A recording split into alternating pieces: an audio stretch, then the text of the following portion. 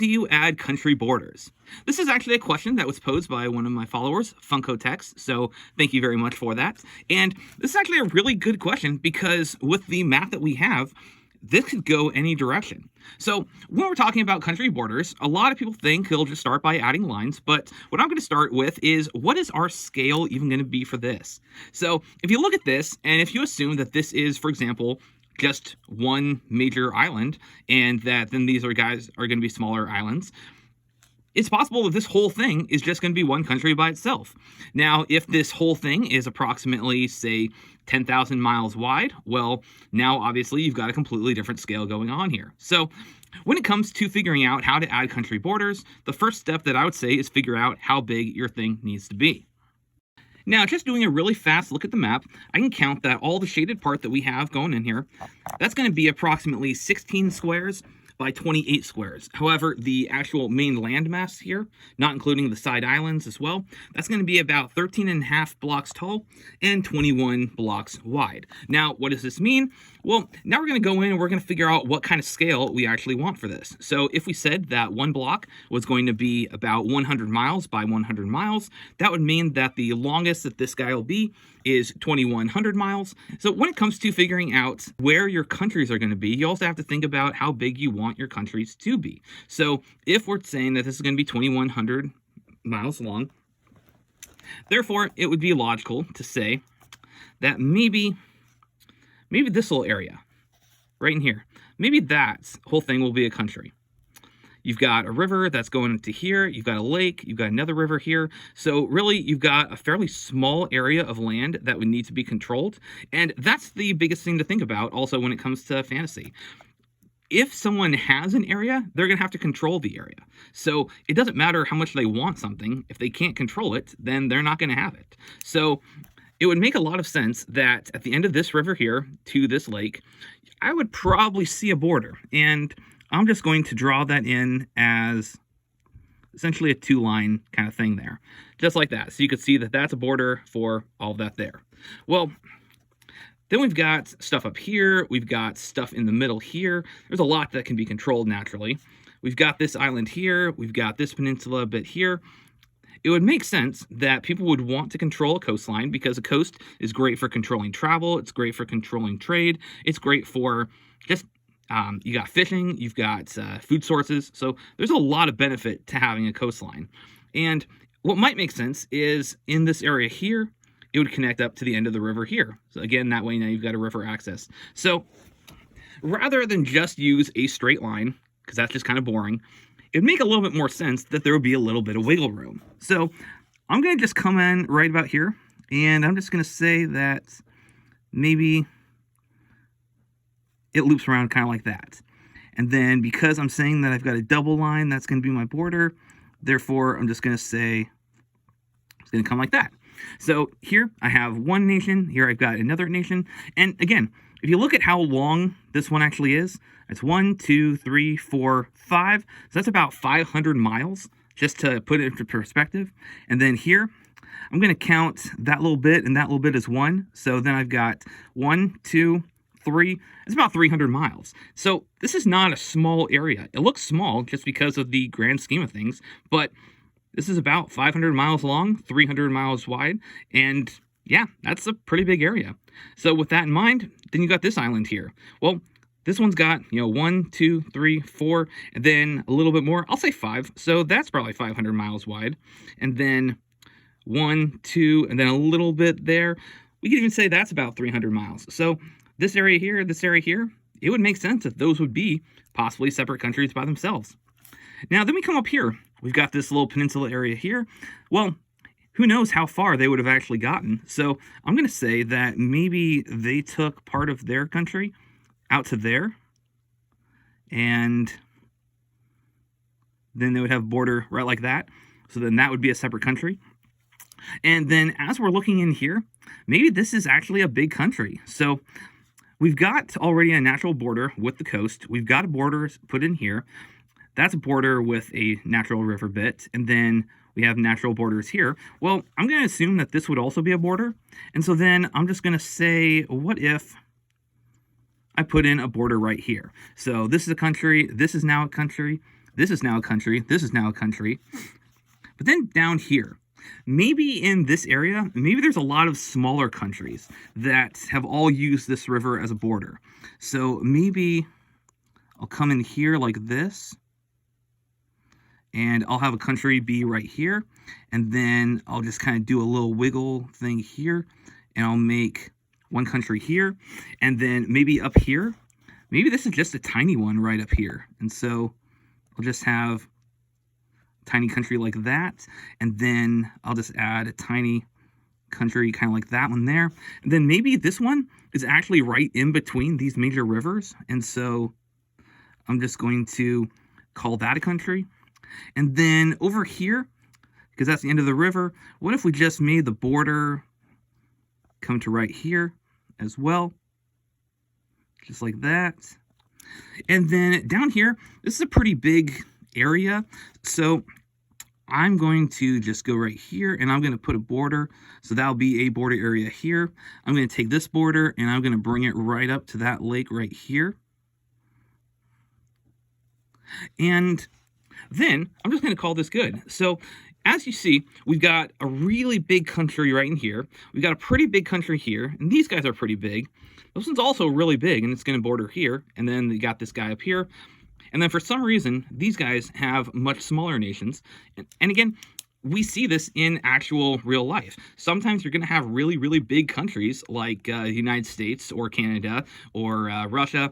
And sometimes you're going to have much smaller countries out there. Like you're going to have Denmark. You're going to have Netherlands. You're going to have stuff like, even France is relatively small compared to stuff like Russia. But then you got Great Britain, this little teeny tiny country just on its own island, and somehow it managed to take over a lot of the world. So, size doesn't necessarily matter.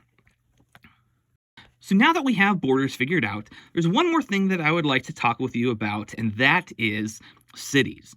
Now, cities are very tricky because with the way that the modern world is, you just kind of see cities everywhere, and wherever there's space, there's going to be a town or a city or a village that kind of pops up. But if you're thinking about in terms of a fantasy setting, there's going to be a reason that a city is where it is. There's oftentimes going to be a very strategic reason for it, like it might be by resources, it might be by trade routes, it might be on the coast, so it's got ease of access for a lot of places, or it might be far inward so that it's much more protected. So when you're thinking about figuring out where your cities are, think about those kind of things. Like this main one here, I don't even know anything about this world. Notice I've got no names written here, but I kind of imagine that a place that's this big, maybe it got this big because it was taking over a lot of other small countries. And so maybe this place is very much a warmongering area.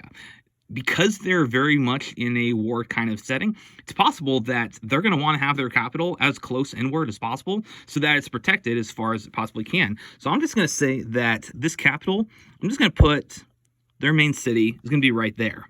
That makes a lot of sense. But another logical spot is you're going to want it by this lake, because that lake is going to be a very strategic area. And in that sense, this lake's going to be really strategic.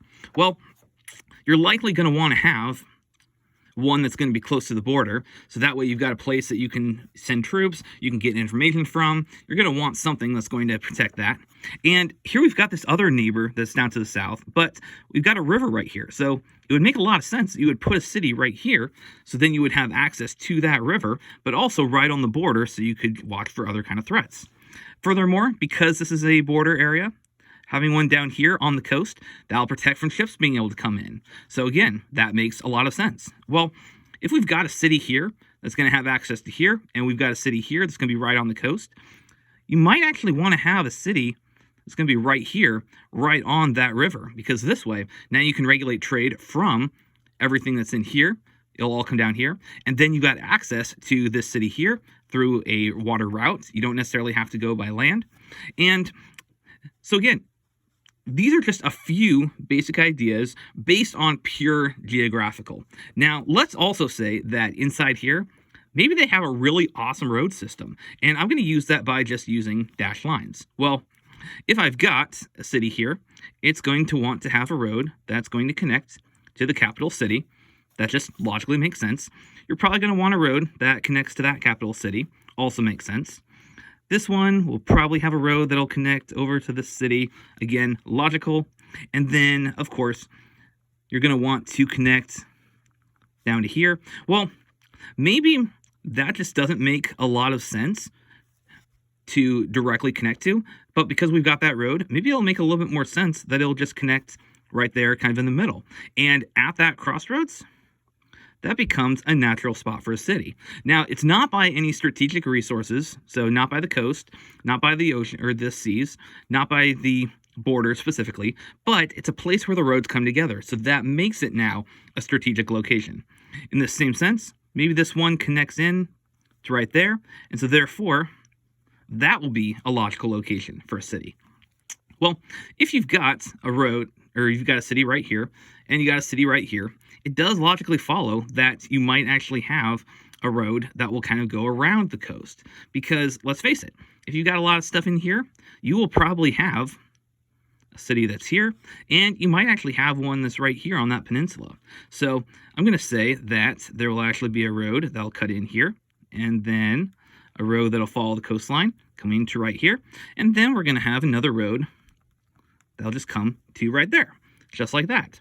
Well, we've got a bunch of empty space in the middle here, so maybe what ends up happening is someone wants to develop that, so they put a city right there, and you need a road to get there, so you can connect it there like that, but then you want to connect this one to the main bit, so it'll come in here, and now suddenly, boom, at Crossroads, they got a reason for another road.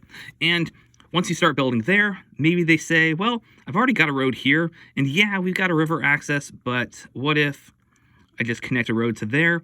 And yeah, I've got a city here, but maybe this one, because of when these roads got placed, maybe this just became a much bigger city, and so now suddenly you want to have more roads that are going to go to it. You've got a city on the coast here that's only got access to one. Well, what if instead you've actually got a road that goes along the border? Because now you've got better access to troops. Well, this one here, maybe they've got a spot here. Maybe they decided, you know what, we're just going to build a road out to here. We've got a point that's relatively equidistant on there, secure the border. And suddenly, really, really fast, we've got a whole ton of roads that have just came out because necessities, and a whole bunch of cities that popped up because of all those roads. So I'm just going to go in and I'm going to say, yeah, this will probably have a road connecting to it because that makes sense. And there will probably be a few things over in here, but as you can see, this one nation, it's starting to get developed quite easily. Now, you'll also notice we don't have any names, and that's all right. We don't really need to figure out the names right now. What we're figuring out is where these places are just going to physically be. Names can come later, and when it comes to names, I would highly suggest, thinking about the history of your world just a little bit. A lot of names that we have modern day are going to have some meaning behind them. Might be based on the person that actually created them.